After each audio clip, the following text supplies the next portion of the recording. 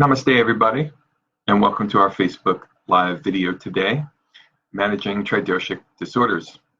Today, we will be discussing both the Tridoshic constitution and Tridoshic imbalances. Now, let me begin by just explaining what I mean by Tridosha, because this is not something that everybody really understands. So, a Tridoshic constitution means that you have a relatively equal amount of all three doshas within your constitution. You have, if not a perfectly equal amount, 33%, let's say, of all three doshas. You have a good amount of all three of them in your constitution. Now, it's your constitution that establishes your tendencies. When we have individuals who have a strong amount of one constitution or one dosha in their constitution, then they have strong tendencies to move in a particular direction. For instance, if somebody was mostly Vata, they would have a tendency to be cold and dry and light and mobile.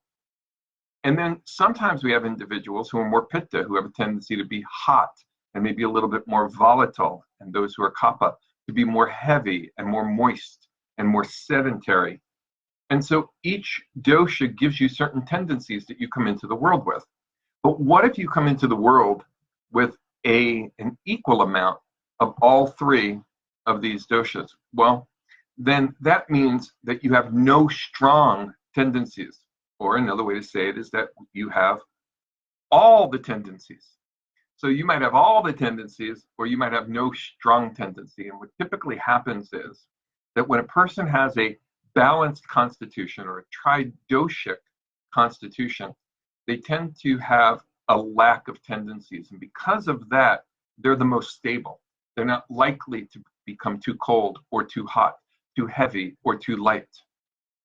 So they have a very stable constitution. And that's why we say that people with a tridoshic constitution, really an equal amount of all three doshas, are prone to the least amount of disease. That's right. They have the most stable nature. They're not being pulled in any one direction. So in a way, it is a blessing to have a tridoshic constitution, or at least there are some advantages that come with the tridoshic constitution. Now, a person with a tridoshic constitution can still go out of balance, whereas a person of Vata nature is more likely to have a Vata imbalance, and a person of Pitta nature, a Pitta imbalance. A person with a tridoshic nature could go out of balance in any dosha at all. If they were equal, then it would really be dependent upon their diet, their lifestyle, and their environment that would cause them to go out of balance. Now, there's a difference between a tridoshic constitution and a tridoshic imbalance. The word for a tridoshic imbalance is sanipataka. We say the person has a sanipataka imbalance, meaning all three doshas have become disturbed. Now, whereas a person with a tridoshic nature is the most stable, the most difficult person to treat is a person with a tridoshic or sanipataka imbalance, where all three doshas are out of balance. It requires the most skilled physician and the closest case management in order to support that person. So we're going to talk a little bit more about that, and then I'm going to give you some ideas about what you can do in order to manage a tridoshic imbalance. So first of all, we should understand that all three doshas now are out of balance within an individual. What does that look like? Well, in truth, it could look like anything. That's part of what makes it so difficult. And yet there are certain combinations or disturbances that are the most common that I've seen over the nearly 30 years of my practice.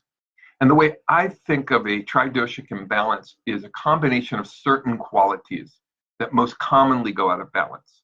For Vata, that's their mobility. For Pitta, it's their heat. And for Kapha, it's their heaviness.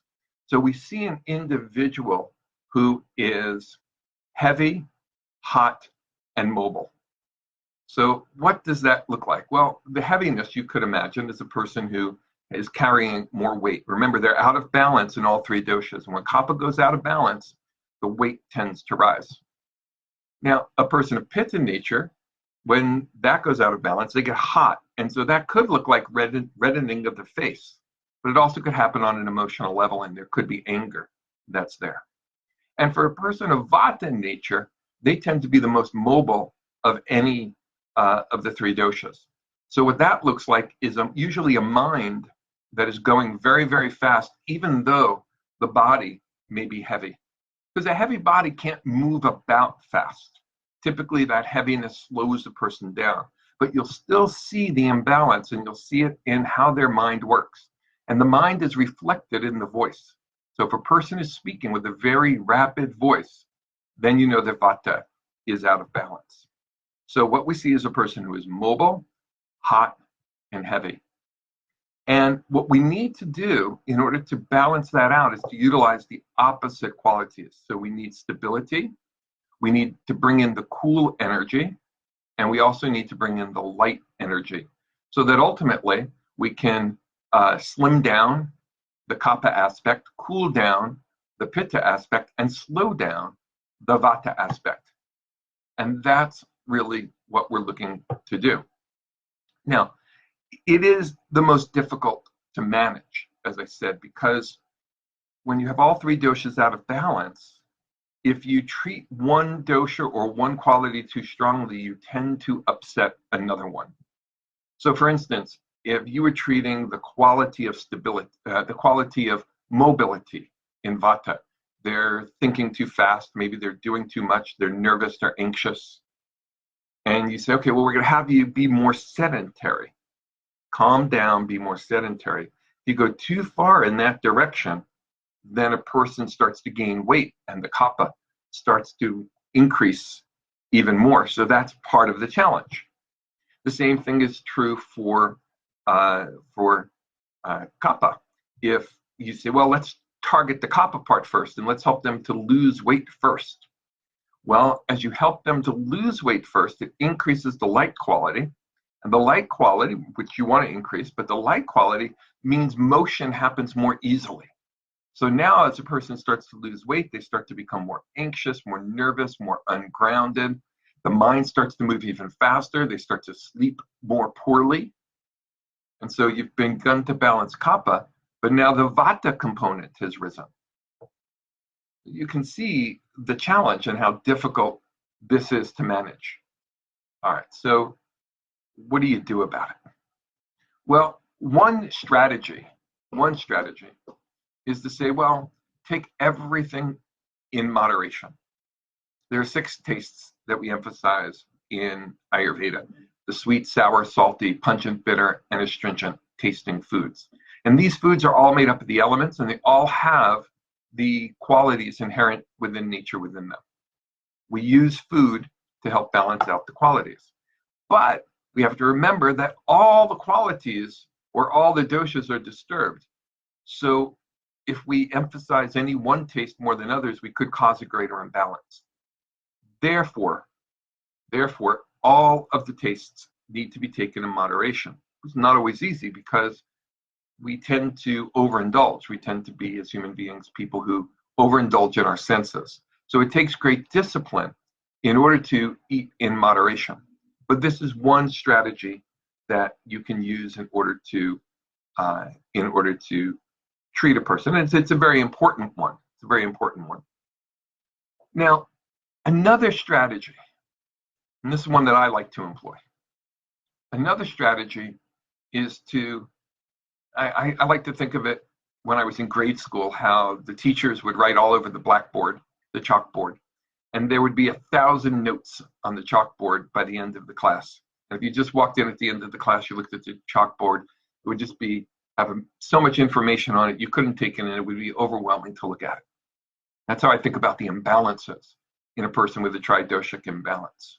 They've got so much going on that it's hard to process. So what I like to do is I like to erase the blackboard. And what I mean by that is do something quickly to bring a person back into balance. And the way that I like to bring a person back into balance quickly is by consuming a Kachori Cleanse. Now, Kachori in Ayurveda is kind of this wonderful food that rapidly brings balance to the body when it's prepared properly. And it's made from split mung dal and basmati rice, along with ghee and spices, and sometimes some vegetables are put in there depending upon the recipe that you're using. But what I like to do is I like to have a person eat a Tridosha or a balanced Kachori 3 meals a day, for breakfast, for lunch, and for dinner. And to do this for a week. Now, when that happens, and I don't worry about quantity. I let the person just eat what they feel natural is natural for them. But when a person does that, it rapidly brings the 3 doshas into balance and things start to settle down. And this is important because, a person with a Tridoshic imbalance, Sanipatika condition, because of the disturbance in their digestive system and in their body, they start to develop a lot of ama. Ama is a toxin that develops in the body as a result of poor digestion. And so when you eat this Kachori, this beautifully prepared food, it not only balances the 3 doshas, but it starts to reduce the toxicity in the body. And after a couple of days, and I know the first day is always difficult when you change your diet, but after a couple of days, a few days, you start to feel great. You start to remember who you are. It doesn't take away all of your challenges. You can't lose the excess kapha, the excess weight, all that rapidly. You can't resolve your deeper inner issues for what might be causing the anger or the anxiety within you, all that rapidly. But what happens is that you energetically create an interior environment that makes you feel better, that makes you remember your true nature. You start going, oh yeah, that's who I was before I was out of balance. Now, from that place of memory, an individual is better able to now start working from that Kachori diet back to their long-term plan and slowly and gradually moving toward that long-term plan. So at the end of that first week, beginning to introduce a new food into their diet. And then the next week, introducing another food or food group into the diet. And the next week, another food or food group into the diet. And this gradual process, sometimes called samsarjana krama in Ayurveda, but this gradual process of caring for your agni while you're reintroducing foods into the body one at a time is what it takes in order to establish that level of balance that you're looking for the most quickly. Now, so think of it this way. Think of it as you're beginning with a cleanse, and then you're moving into a new phase of trying to balance your agni and build your ojas. And so you balance the agni by making sure the food is properly spiced, and you build your ojas by making sure that you're digesting the nourishing food properly. Now, here's the beautiful part. If you do this right, and I do recommend you do it under guidance, or some of your Ayurvedic practitioners, you can do it. But if you're not an Ayurvedic practitioner and you're listening to this video, do it under the guidance of an Ayurvedic doctor or a clinical Ayurvedic specialist, and allow them to support you through that process, because a lot does come up from it. But if you do it right, you build your ojas back, and your ojas is what stabilizes your doshas. You cannot stabilize the doshas if your ojas is not strong. So without ojas, you can try all you want. You can start bringing some of them up and some of them down, but you won't have that sense of stability. Ojas is the glue that holds it all together. So if you're not familiar with what ojas is, briefly, we can say that ojas is the end result of properly digesting the most nourishing food. It stabilizes the physiological processes of your body and the physiological processes of your mind. It supports your immune system, and it supports your overall contentment, because when you have the balance inside yourself, then your immune system functions properly, and also the mind begins to be balanced, functions properly, this deeper inner peace and greater contentment. So you want to make sure that you build the ojas. Now, I know some of you have questions. In about 5 minutes, I'm going to be taking your questions. So if you have questions and you haven't typed them in already, please go ahead and type in your questions, and my assistant will be writing them down and then will be delivering them to me so that I can read a couple of them and take your questions, because really this is so much about you and what your needs are. And your questions are probably similar to the questions that other people have as well who will listen to this video later on. So I like that format. Now, I want to give you a few more rules or generalities, I guess, before we get into your questions. So the first thing is, if you tend toward a tridoshic nature, and even more so if you have a tridoshic imbalance, then there are a few foods that I would just recommend you avoid. Even as you work your way back, you might as well avoid them, because they are the foods that are most likely to cause a disturbance in you. So the first food is wheat. I'd like you to avoid wheat if you have a tridoshic imbalance. It is the heaviest of all the foods, and it's going to make it very difficult to keep your kapha in check if you're eating a lot of wheat. The second food I'd like you to avoid is white sugar. So I'd like you to have as little white sugar as possible. Now, you can substitute other sugars, and the best sugar for you, and it doesn't mean you should overindulge, because even with the best foods, you have to take those in moderation if you have a tridoshic nature or tridoshic imbalance. But the best sweetener for you would be fresh honey. That would be the best. So it's not that you can't have any of the sweet taste or have joy through your eating. It just means that you want to have it in through honey and in the proper amounts. I'd also like you to avoid cheese. Cheese is very, very heavy, very clogging, very congesting to the body, and aggravates the ama that is in the body if it's not digested properly. Now, these rules are for individuals who are for individuals who have this imbalance. If you don't have this imbalance, there are some people who are going to thrive on wheat, thrive on white sugar, thrive on cheese. Believe it or not, there are people who will thrive on that. Ayurveda teaches nothing is right for everyone. Everything is right for someone. Ayurveda is a path of understanding what's right for you. Okay? And the last rule that I want to give you if you have that tridoshic imbalance is no alcohol. No alcohol whatsoever. Alcohol is going to cause harm to all three of your doshas. It is one of the most disturbing substances that you can take to your body. I'm not talking about the little bit of alcohol that somebody might take in order to, with a meal. But I'm talking about having a glass or two of wine a day. If you're having more than the rare glass of wine and you have a tridoshic imbalance, you can be sure that that wine is contributing to your tridoshic imbalance. Now again, nothing is right for everyone, and everything is right for someone. So there are people who will be okay with wine, but they are fewer and further in between. And of course, the amount, getting into a discussion about wine and other substances is probably a good topic for another video. But if you have a tridoshic imbalance, please stay away from that. So remember, if you tend to be hot, heavy, and your mind is moving fast, if you tend to be prone simultaneously to anger and anxiety and lethargy, then you have a tridoshic imbalance, and it's important to learn how to manage that. The last thing I'll tell you before I take your questions, last thing, that is maybe the most important thing you can do, and that is develop a daily routine of healthy habits.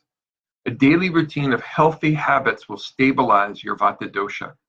And when you have that daily routine of healthy habits, it will not only stabilize the Vata dosha, but the Vata dosha will now stabilize your other doshas as well. So the most important thing any of us can do with a tridoshic imbalance is make sure we have a healthy routine of what time we wake up in the morning, what time we eat our breakfast, lunch, and dinner, and what time we go to bed. And then to make sure that our breakfast, our lunch, and our dinner is avoiding those foods that are the most disturbing. And that when we eat in moderation. That's going to be the most important thing, unless you're going to go on a Kachori Cleanse, in which case, then that's going to be a special food program best under the supervision of an Ayurvedic practitioner. So now what I want to do is take some of your questions that are starting to come in. And I just want to say hello to all of you, since now I'm looking at your names on the screen, and I see people that I know from all walks of my life, going all the way back to when I was a child in grade school, all the way to students that are here at the school, and even some people who were at a conference that I attended and spoke at last week at Harvard in Massachusetts at the Integrative Medicine Conference that was there. So we have a wonderful mix of people, and I'm happy to take your questions. So the first question is, what type of spices do you add to the Kachori? And this is from Janelle. Thank you, Janelle, for your question. So what kind of spices do you add to the Kachori? Well, you know, when you have a Tridoshic imbalance, what is most important is that it's not too much of anything. In other words, it's not too hot and it's not too cold. All right, so spices tend to make things warm. And so we want it to be spicy. We just don't want it to be too hot. So for instance, spices like fennel, cumin, these are probably two great spices. Turmeric comes to mind as another important spice to add to it. A little bit of salt, some pepper in it. There's no one recipe that I could say is right for everybody, but what I'd recommend that you do is pick up an Ayurvedic cookbook or go online to any of the numerous websites that are out there today that have recipes on them, and look for a Tridoshic Kachori recipe. Now, not everything you read on the internet is true, and that's why I always like to say, make sure you're seeing an Ayurvedic practitioner, because anybody can write anything on the internet, and there's tremendous, wonderful information and tremendous errors that are out there as well. So it's a good idea to get a recipe from a practitioner. But I think that will give you some guidance. And then it's how much of each of those spices you use. And that'll depend upon how big of a batch you're making of the Kachori. And usually when I recommend making the Kachori, you want to make enough for all day. So you make it once per day. And then let's say you make it at night, you have it for dinner, and then you can have it for breakfast and lunch the next day. And you make a new batch for the next dinner. And that makes it more practical, and it still remains fresh and healthy for your body. All right. We had a question about from Manish about please talk about disorder of Vata dosha. So Manish, we have a whole video on that, which is on our Facebook page. It's also up on YouTube. And I did a talk just like this, and the whole topic was on managing Vata dosha. So I'm going to refer you to that. Kevin asks, how do I handle dairy and animal proteins if I am high car? Oh, for what's the elevated 6.2? Okay, so you have maybe some tendencies that you have to be concerned about. And the question is, how do you handle the dairy and the animal proteins? Well, you know, when you start getting into your own unique biochemistry, it becomes more important to work even more closely with a practitioner. We all have unique biochemical situations, tolerance and intolerance for certain foods. We have certain blood chemistry that we have to watch out for. You ask, should I eat small portions every 2 hours, 6 to 8 times a day? That usually works for keeping your blood sugar levels as steady and stable as they can be. And so it's a good idea to do that if you have that tendency. And I would recommend too that you not engage in too many of those complex carbohydrates. Some people think the complex carbohydrates are really just fine for managing blood sugar, but I would not overindulge in that. I think that's going to be important too. But if you eat 6 to 8 times a day, really, I would say at least 5 times per day, and at steady intervals, that will go a long way to managing any kind of a blood sugar issue that you might have. You also mentioned the importance of losing weight in your question. That's essential for managing your blood sugar. Individuals who are carrying extra pounds, those extra pounds tend to interfere with the ability of the cell to absorb the blood sugar in your body. And so therefore, the blood sugar levels rise in your bloodstream. And so exercise is one of the things that actually opens up the gates into your cells. So you should be exercising regularly as well, not intensely, not intense exercise, but you should be walking throughout the course of your day, exercising throughout the course of your day. That'll lower your blood sugar levels too. Briefly, because we only have so much time, and you can write to me. There's a practice called Yoga Nidra, and the research into Yoga Nidra shows that Yoga Nidra, that state of deep relaxation where you are consciously aware and working with the subtle energy of your body, that practice actually gives individuals greater control over their blood sugar levels, greater stability in their blood sugar levels.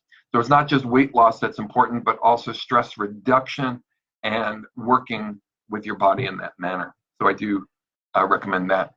Sabrina asks, if we wanted to learn more and take classes, how can we go about this? I'm located in Northern California. Are you located in California too? Well, yes. This is the California College of Ayurveda. We're located in Nevada City, California.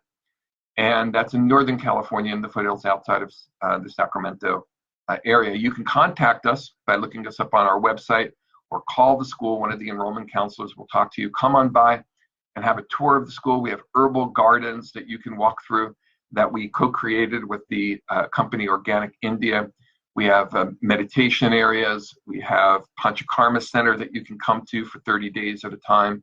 We have a clinic and classrooms, and you're welcome to come by and take a look at all of that. We are in about a 15,000 square foot facility. So come on by and have a tour, and somebody will answer all your questions.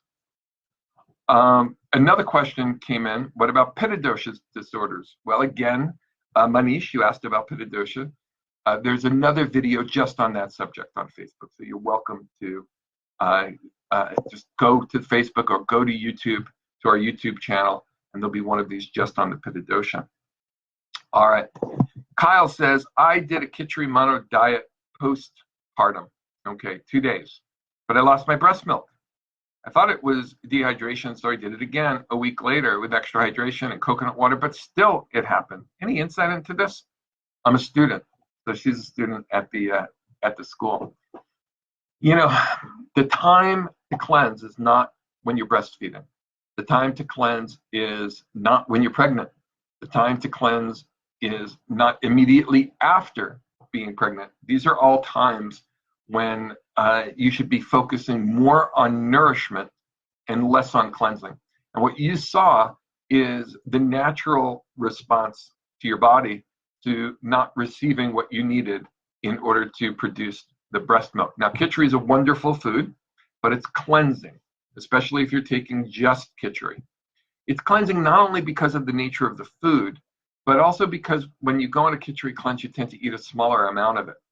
Now, if you really wanted to do it, somebody really wanted to do it, they need to take a larger amount of it, and they need to take herbs in order to keep up their milk supply at the same time. But that's what I believe happened to you. So there are times that a person should not do a cleanse, and breastfeeding is one of those times. All right, how do you build up ojas? This is from Gokula Priya Devidasi. How to build up ojas if a mother can't get enough sleep because of the crying baby? And also if she's a vegan. Oh my gosh, well, this is very important. You have to be able to build up your ojas. And so when a child is born, sometimes what happens is that the mother tries to bring the child into their routine. And then they go to bed at night and the child can't sleep, so the mother can't sleep. In fact, the opposite is necessary. When a baby is born, the mother has to go into the child's routine, not the other way around. So the mother has to sleep when the child sleeps. The mother allows the child to nurse when the child wants to nurse. It's a relationship between the two of them. And this relationship is creating a symbiotic rhythm between the two of them and also with nature. And when that rhythm is established, then there is less or fewer complications of postpartum of the postpartum experience. So sleep when the child sleeps, and let the child nurse and just really find that rhythm. Build your ojas if you're a vegan. You can build your ojas if you're a vegan. It's not a problem. Almonds, for instance, are a wonderful ojas building food. Almond butters, nut butters. It's too much more than I can go into here, but I promise that I will do a video just on ojas coming up in the next few months. All right, what kind of imbalances cause a Hashimoto's condition? Paulette wants to know. It depends. I think I'll end with that, but it really depends because each person is different. It's an autoimmune disturbance, which means it's a component of low ojas that is disturbing the homeostatic mechanisms that stabilize your body and stabilize the function of your thyroid gland. So the immune response is happening, and your body's immune system is attacking the gland, and that's creating the problem. There are also different phases of the condition. So essentially what you have to do is bring your body back into balance, keep your ojas strong, keep your digestive strong.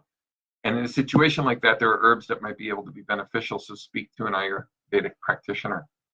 I want to thank you all very, very much for the opportunity to share some time with you today. It's truly, truly my honor to be of service to all of you. And I want to thank you for listening, and my great hope is that you will go out into your community and find your balance. Go out into your community and find your relationship with nature and live in harmony with nature. We say in Ayurveda that when we are living in harmony, health is natural. When we are living in disharmony, disease is natural. And so the journey is one of discovering how are we living out of harmony and how can we make that correction. And that's really our healing journey, physically, emotionally, and even spiritually. Because when we're living in perfect harmony with nature, then we have the experience of the interconnectedness with all of creation. And it's from that place that we also experience our highest spiritual goals, self-realization. So many blessings to all of you on your journey. May you be well. May you be healthy in the heart as well as in the body. And may you always know love. Blessings. Namaste.